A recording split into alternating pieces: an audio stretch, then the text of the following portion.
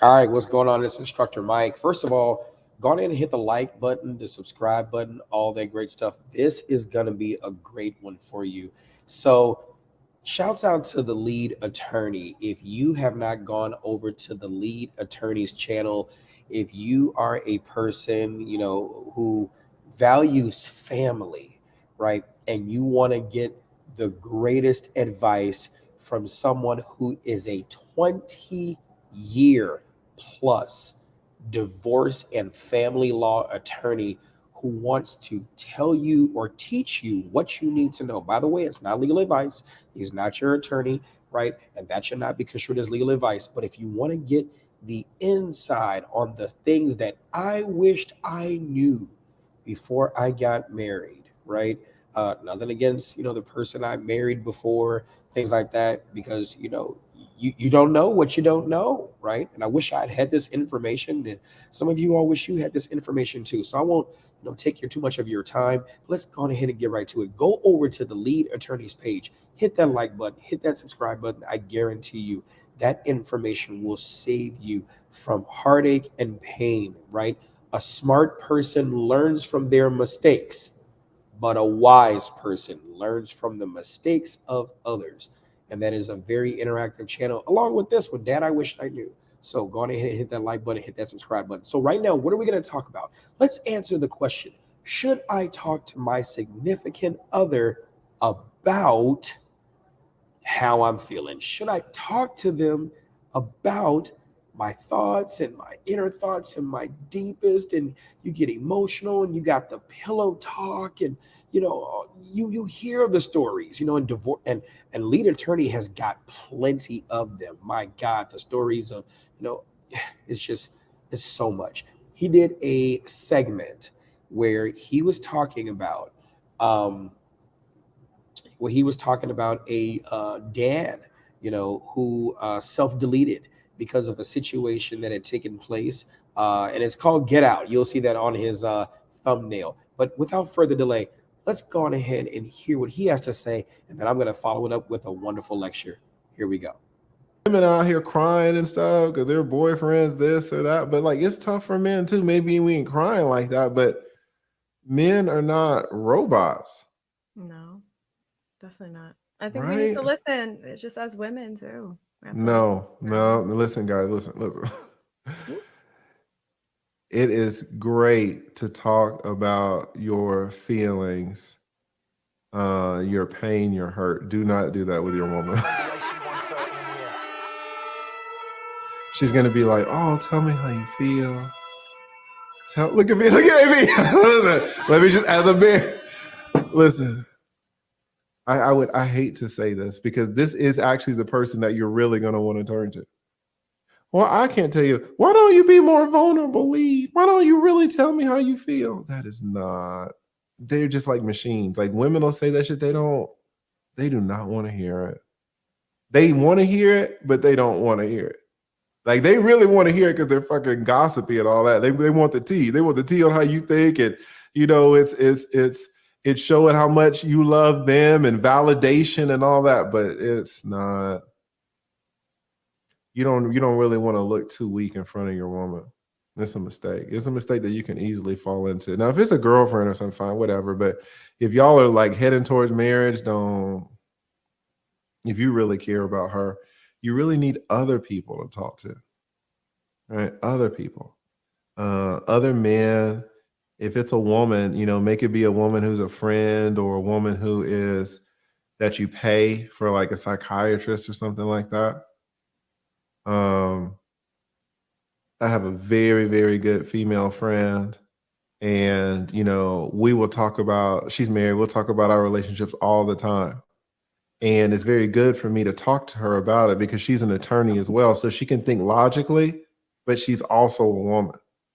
And so she sees it from both sides. She's an amazing resource. I don't know if you guys have any women attorneys, but they're really great to talk to if y'all are friends because they can see it. Attorneys, we're so logical. They can really see it on both sides. But don't talk to your girlfriend. I mean, if y'all are really serious, don't. AV is gonna be like, "Oh, tell me." Do not tell her. Do not tell her. But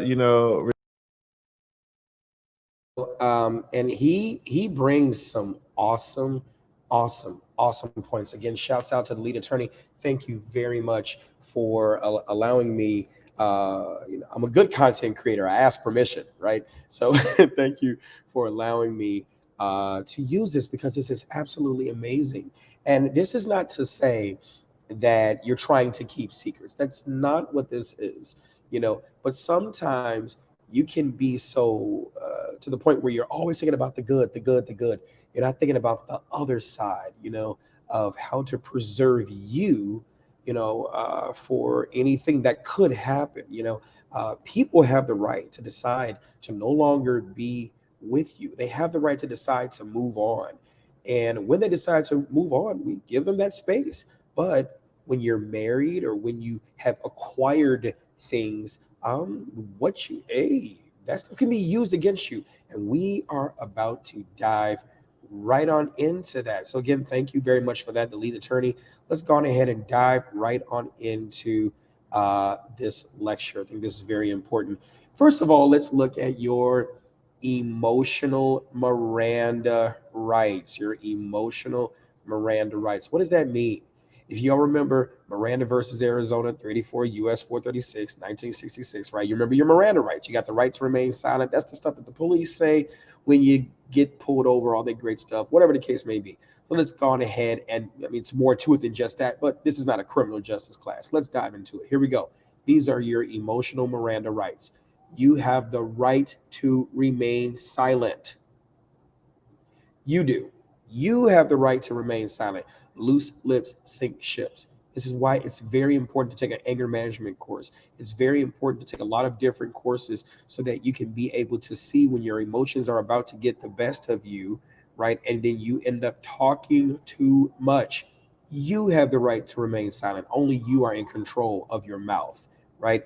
If you choose to give up that right, anything you say and do out of love or fear can and will be used against you in a court of law. What type of court are we talking about? Family courts, criminal courts, civil courts, right? Once you say it, it's out there. Once you text it, it's out there. Once you type it, it's out there. Once you post it on social media, it's out there, right? You have the right to an attorney, an educator, a specialist. You have a right to seek help, right? You have a right to seek help. Don't say you can do it all by yourself. You can't always do it by yourself. Seek out help. And if you cannot afford one may be afforded to you. How? When you end up in a criminal justice situation, they tell you to go take an anger management course anyway. Tell you to go take a parenting course anyway. Tell you to go to seek out drug treatment anyway, right? So why wait until you get into that situation where you've done too much under the influence of emotions? Go get that help now. Let's push on. Here we go. I need to talk consideration hierarchy. I need to talk consideration hierarchy. What does that mean? I really need to talk to someone, just like the lead attorney said. I need to talk to somebody. Well, here's some questions. Is your relationship conditional or unconditional? I know you really want to think that the person you're in a relationship with, they unconditionally love me. That's far from the truth. Unrealistic expectations fuel unrealistic emotions. Unrealistic emotions fuels irrational behavior. I'll say it one more time. Unrealistic expectations fuel unrealistic emotions. Unrealistic emotions fuels irrational behavior, right? So your relationship is conditional, okay? Here we go. Who do I talk to first then? I mean, who do I talk to, right? I need to talk to somebody, and I agree you do. That pressure needs to come off. So let's look at who you need to talk to potentially and the relationship status, if it's conditional or unconditional. First off, let's look at this hierarchy, right? And in most pyramids, you typically want to start at the bottom. We're going to do the reverse. We're going to start at the top, okay? How about a non-biased friend? A non-biased friend or non-biased friends. You're going to really enjoy this because we're going to talk about the friend classification hierarchy. That's coming up after this, because who you may think are your friends may not be your friends. So you're going to have to learn that too. Okay, here we go. The relationship status with real non-biased friends, if you pick them right after I teach you this, Unconditional. Unconditional. What makes them unconditional? One, you all got a lot of time invested, right? A lot of reciprocal utility, right? Oh, just I don't want to spoil it because you're going to learn it later on. Unconditional. You'll see why shortly. Here we go. Educators, right? I'm in Chicago. Our sirens are loud. Here we go. Educators, right? What do I mean by educators? When you're looking at non biased friends, their advice is typically non biased and free. Free, right? A good friend won't always tell you what you want to hear, but they will tell you what they think you need to know, right? And they know how to keep it close because your outcomes, they really matter to them. Educators. Yeah, what do I mean when I say educators? Anger management specialists, parenting coaches, financial coaches. If the area is sexual related, sex coaches, right? Typically, we are not as expensive as attorneys, right? We are not as expensive as doctors. We are not as expensive as other people who earn the right to charge a high fee, right? Or a reasonably high fee, right? But by them having that specialization, so to speak, or that degree, they earn the right to do that, right? You know, so again, anger management educators, because sometimes the only therapy you need to be able to do the work yourself is just your eyes to be opened, just to be educated on the issue, because you can only do what you know. So seek out that education, all right? And then that's where also the lead attorney and people like him come into play, right? That relationship with educators, typically unconditional. What you tell us stays with us. We'll go to the grave with that information. At least I know I will. I'll die with the stuff that I know that my clients have told me. Okay. Anger management, parenting. We can't help you if we break that confidentiality. You see what I'm saying? So then you got your clinical specialist. What do I mean by clinical specialist? You got your family law attorneys, your therapist, your psychiatrist, your psychologist, your doctors, right? And what I mean by these people, you got to be careful when you pick these people because they say the money is in the medicine, not the cure. So you got to be careful because you could go to even an educator in certain cases, but most educators aren't going to keep on having you come back. Most educators are going to give you the tools to do the work yourself. Clinical specialists, most of them are just like that too, but I'm not going to sit there and fib. Some therapists just want to have you on the table just to talk, and they don't give you any tools to empower you to be able to do what you need to do, learn what you need to learn, and you end up stuck in a situation where you're constantly going back to them because they know you need to talk and they know that they're just going to just be there to listen. You don't get any tools to self-empower. So ask them questions. Ask them how long this is going to be. Ask them about, look, I need tools to empower you. And if I feel you're just stringing me along, I will get a second opinion and I will leave. Okay. Make sure you do that. Here we go. That relationship between them is unconditional, provided you pay them. That's the only condition. Other than that, everything else is unconditional. Same thing with educators. I had a session this morning. In fact, two of them, right?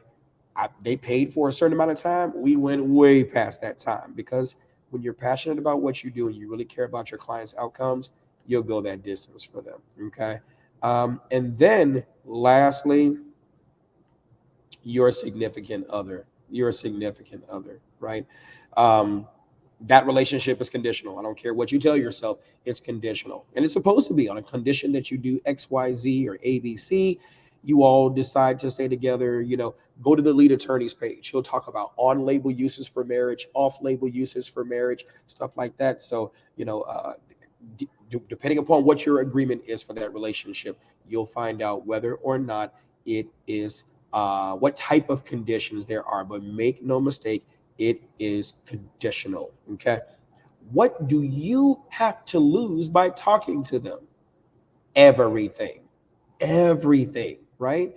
Because what they do for you that you don't do for self, what they do for you that you don't do for you, can be used against you when they are through with you, and vice versa. Everything that they do for you that you don't do for yourself, when they are through with you, it can be used against you. Okay. So let's go on ahead and jump right to the friend classification hierarchy. I think you're going to benefit from this. Here we go. Associates, right? Typically 4 tiers of friends, if or the friend classification, right? Associates, right? You can't earn these. These are typically where you are: classroom, business. Some of your family, you think our family are actually relatives, you're associated by blood. That's another lecture, right? Friendly associates. They're pretty much associates with a smile or some type of interest or an expression of friendliness. They are still associates, right? Then you've got friend, right? I would say make these very few. Make these very few, depending upon your circle, right? But as you can see, the pyramid is getting smaller. There's a reason, right? And then your best friend, right? Best friend. Oh, make that even smaller, right? Why do I say that? Not everyone is your friend. Avoid promoting people to classifications they aren't qualified for or proven themselves to be. Okay. The title of friend and best friend should be earned by time, life works, the things that you all have done together throughout the course of your life together. Okay. The quality time, not just quantity time, but what you do when you are together, right? And reciprocal utility to each other. What does utility mean? Usefulness. What kind of resources do you have, right? What kind of resources do they have? Does it work for you? You know what I'm saying? We can look at it from love and emotions and stuff. That stuff is a factor in it too. But come on, time, life works, and reciprocal utility to each other. The title of friend and best friend should be earned. Why do I say that? No one promotes an unqualified person to the title of friend and best friend faster than a person with insecurities. And if that applies to you, I want you to know you are not the problem. The problem is the problem. Say it. You are not the problem. The problem is the problem. So you need to separate the problem from you, address that problem so you can be a better you. Let's dive into it. Here we go. Here's another part of it. Associates, they will likely betray you. Okay? No loyalty there. They're just associates. Insecure persons or persons with insecurities elevate these people to higher positions simply because of them being a friendly associate, right? They will betray you with a smile, right? Because they know how to get you, right? A person will sell you the car they know you will drive, okay? If you F the mind, the body will follow. Come on now.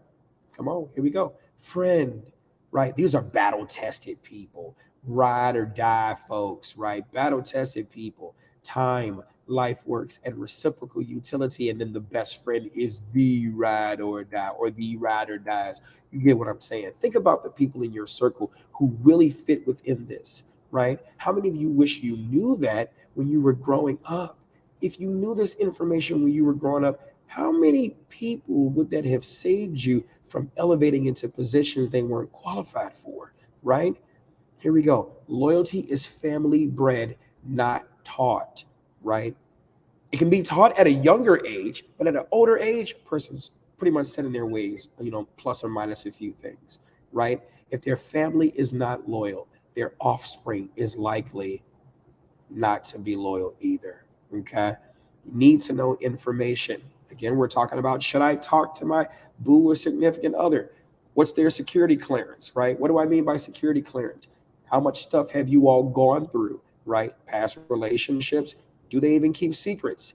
9 times out of 10, if they told you about the situations from their past, their exes, they probably can't keep a secret. I'm just saying, come on now. That's stuff that you haven't healed from. They probably can't keep a secret. That stuff shouldn't even be with you, so to speak. And that's another lecture too, because it is good to know about the history. But at some point in time, some things you shouldn't even really know about, right?